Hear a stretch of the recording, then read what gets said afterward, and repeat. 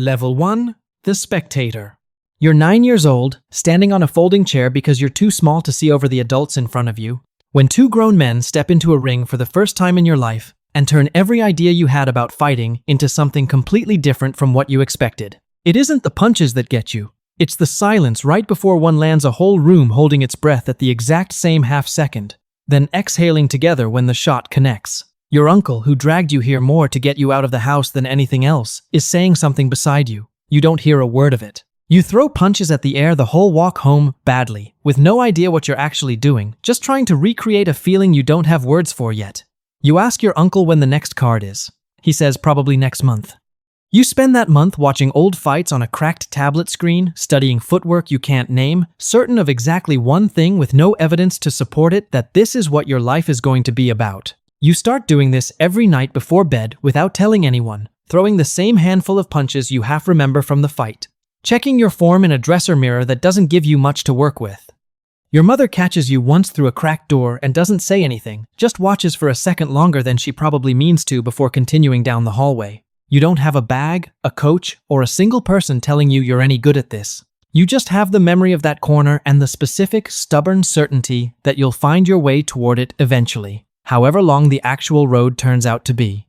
Level 2, the gym rat. You're 11 when your uncle finally walks you into a gym above a laundromat, 3 blocks from your house, run by a man who used to fight regionally and now spends most of his time wrapping other people's hands instead of his own. He doesn't let you touch a bag for 2 full weeks. You learn to wrap your own hands first, over and over, until your fingers know the pattern without your eyes checking it.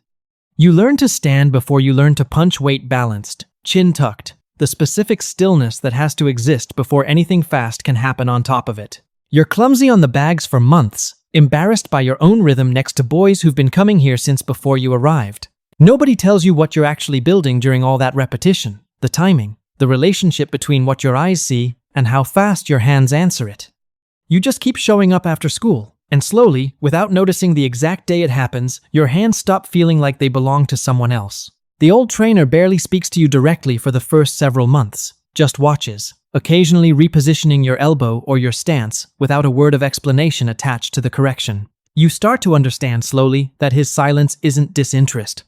It's the same kind of attention your body's been paying to the bag this whole time, quiet, careful, and only worth trusting once it's been earned. By the end of that first year, you can hit the speed bag in a rhythm that doesn't sound like it's fighting itself anymore. Nobody claps, nobody needs to, you already know. Level 3, the Novice. You're 14 the first time your name goes on an actual card, part of a small regional amateur show held in the same gymnasium where you take physical education twice a week.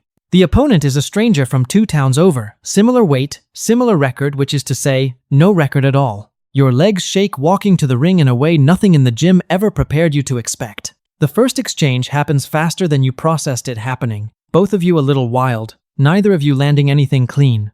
By the second round, something in your training finally shows up under your own control. Instead of just in practice, your jab starts finding a home. Your feet start moving the way your trainer's been drilling into you for a year. Your mother is somewhere near the back of the gymnasium, close enough that you catch a glimpse of her between rounds, not shouting the way some of the other parents are.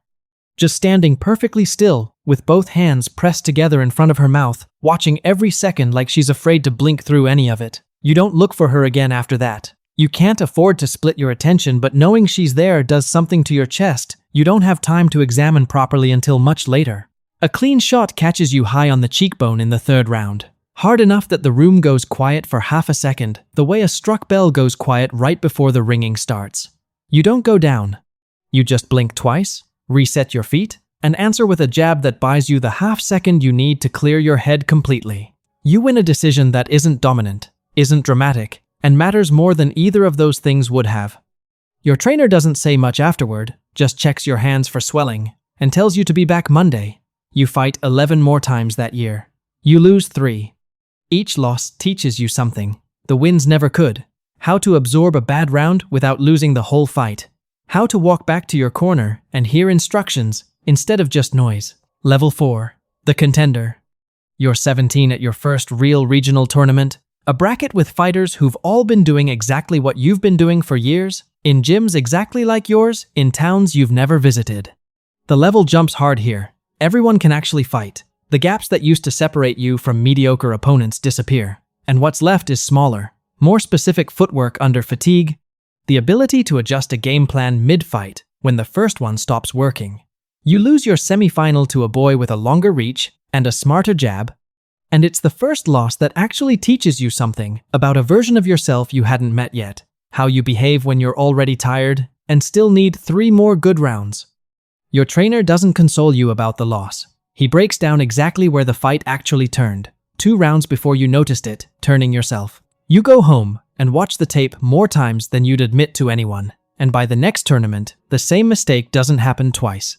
You enter the same tournament the following year with a version of yourself that barely resembles the one who lost the semi-final quicker, in the pocket, calmer under pressure, finally able to read a taller opponent's rhythm instead of just reacting to it a half-second late. You don't win the whole bracket. You make the final, and losing a close decision there hurts in a completely different way than the loss the year before did, less like failure, more like proof of exactly how much closer you've actually gotten. You start noticing your body keeping its own quiet ledger around this time, a brow that swells a little faster than it used to after a clean shot, a knuckle on your right hand that aches in cold weather. Now, for no reason you can point to directly. Nobody warns you about this part explicitly. You just start noticing that healing takes a day longer each year than it used to, a fact you file away without dwelling on it, the way you'd note anything else about a body you're still assuming is invincible at this age. Level 5. Turning pro. You're 20 when you sign your first professional contract in an office that smells like stale coffee, across a desk from a promoter who's clearly signed 100 fighters exactly like you and knows better than to promise anything he can't guarantee. Your first pro fight is 4 rounds, a small purse, an opponent brought in specifically because the numbers on paper suggest a competitive learning fight rather than a real risk to either side's record. You win by decision, and the purse afterward is smaller than what you'd have made working a normal week at a regular job, which nobody warned you about clearly enough before you signed anything. The gap between amateur and professional isn't really the fighting. It's everything surrounding it, cutting weight properly for the first time under real supervision, learning that a loss on your professional record follows you in a way an amateur loss never did. Understanding that every 4-round fight you take now is either building towards something or quietly ending it. You take the fights anyway. You've got nothing else you'd rather be doing with your 20s. You live in a single rented room above a hardware store that same year, splitting the cost with a training partner to make it work at all, icing your right hand most nights, whether you fought that week or not, because the ache has started arriving on a schedule of its own now, independent of whatever's actually happening in the ring. You tell your mother the apartment is nicer than it is when she asks. You've gotten good at that particular kind of small, protective lie without ever really deciding to start telling it. Level 6. The prospect. By 23, you've strung together enough wins that a regional network starts putting your fights on air, and a modest sponsorship deal comes through a sportswear brand that noticed your record more than your personality. 8 straight wins, 6 by stoppage, a style that photographs well because it's economical rather than flashy. The support changes what your preparation actually looks like. A real strength and conditioning coach, a nutritionist who finally explains why your energy used to crash in late rounds. Your trainer, older now, spends more time analyzing film with you than he does holding pads, because at this level, the fights are won as much in preparation as they are in the ring itself. You take your first fight against a ranked opponent and lose a close decision that could have gone either way. The first real loss of your professional career. It doesn't feel like the end of anything. Your trainer tells you, flatly, that this is exactly the kind of loss that either ends a prospect or builds a real fighter. And which one it becomes depends entirely on what you do in the next training camp, not on the scorecard from this one. You tape both hands heavily before every session now, not just fight week, after a doctor tells you plainly that the damage in your right hand isn't going away, just something you'll manage from here forward with the right preparation and the right restraint. You're 23. You don't fully believe him yet, the way nobody at 23 fully believes anything a doctor says about a body that still does everything you ask of it most days. Level 7. The ranked contender. You're 26, ranked in the top 15 of your division, fighting in arenas that hold real crowds instead of the modest venues from your early career. Every opponent now is someone who's beaten people you've heard of, in a division where a single close decision either opens a door or closes one for a year. You avenge the one loss on your record in a rematch that goes the full distance, closer than either fight needed to be, decided by a single round in the championship rounds where your conditioning finally outlasts his. The arena isn't sold out, but it's loud enough that you can't hear your own corner between rounds, and you read your trainer's lips instead of his voice. The win puts you in position for a title eliminator, and for the first time in your career, a genuine world title fight becomes something you can see the actual shape of, instead of something abstract you've been chasing since you were 9 years old on a folding chair. You call your uncle from the car that night, the same one who first took you to that regional card 15 years ago, and tell him about the Eliminator. He's quiet on the line for a second before saying he still has the program from that first night somewhere in a drawer, that he never actually threw it away. Neither of you says much else. You don't need to. Level 8? The Eliminator. You're 28, and the Eliminator is 12 weeks out. The whole camp built around a single opponent whose style your team has studied more closely than you've ever studied anything in your life. The pressure sits differently this camp than any before it. Not louder, exactly quieter, in the way your trainer stops joking around week 6. The way the gym gets less crowded because everyone else can feel that this preparation doesn't have room for distraction in it anymore. You don't sleep well the night before, running the same handful of scenarios over and over. His jab, his footwork. The one gap your team keeps insisting is there if you're patient enough to wait for it. You've had this exact kind of sleepless night before, years ago, the night before your very first amateur bout, and you notice, lying there, that the feeling hasn't actually changed at all. Just the size of everything sitting on top of it. The fight itself is close and ugly in the way real elimination fights usually are. No fighter wants to take a risk that costs them a title shot this close to earning one. You win a split decision by making one adjustment in the 9th round that your corner had been asking for since the 4th, finally landing exactly the shot they'd been calling for the entire fight. You sit in the dressing room afterward for a long time, not celebrating, just sitting with the plain fact of where you are now, the folding chair, the gym above the laundromat, every 4-round fight for a purse smaller than a week's normal pay, all of it narrowing down to a single signed contract for a title shot that arrives 2 months later. Your trainer calls that same night, later than he usually would, just to say the two of you did this the right way, slow, earned, no shortcuts either of you would have had to explain to yourselves later. You don't say much back. You've never been especially good with the words for moments like this one. You've always let your hands do that part instead, and tonight, for once, they've already said everything that needed saying. Level 9, the champion. You're 31, and they're playing an anthem before the biggest fight of your life. You've challenged for a title once before and lost a decision that still sits with you on quiet nights, and this time carries a different weight entirely, not because the ring is different, but because of everything it cost to stand in it a second time. The fight is not clean. You get dropped in the 6th round by a shot you never saw coming, and you get back up on legs that don't fully belong to you yet.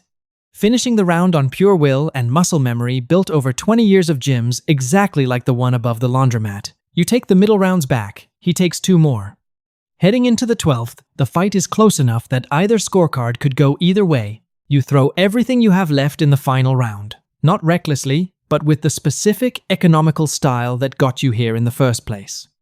The decision, when it's finally read, goes to you by a margin thin enough that you don't fully believe it until the belt is actually in your hands. Your trainer finds you afterward and doesn't say much. He doesn't need to. 20 years of gyms and folding chairs and 4-round purses already said everything there was to say long before tonight ever arrived. You call your uncle before you call anyone else. Belt still resting on the bench beside you, the leather cool under your palm when you finally reach over and touch it properly for the first time. He doesn't say much either. You hear him breathing on the other end of the line for a few seconds before he finally says he wishes your father could have seen it, and neither of you says anything else for a while, letting the silence hold whatever it needs to hold. You sit there a long time after the call ends, the noise from the arena still audible faintly through the walls, and you think, unexpectedly, about a metal folding chair and a stranger's fight you weren't even supposed to be paying attention to that night. You were 8 years old. You had no bike, no ring, no license, nothing except a feeling with no evidence behind it yet. It took 23 years to become evidence. You flex your right hand once, out of habit, before you set the belt down for the night, And it answers the way it's answered for years now, a little slower than the left. A dull ache riding underneath the motion that no amount of winning has ever quite made disappear. You don't think about what it'll cost you further down the road tonight. Tonight belongs to the belt, not the bill that's still quietly coming due for it. Somewhere right now, a kid is standing on a folding chair at the back of a crowded room, watching two strangers step into a ring for the first time in their life. They don't know it yet. But today is the beginning, exactly like yours was.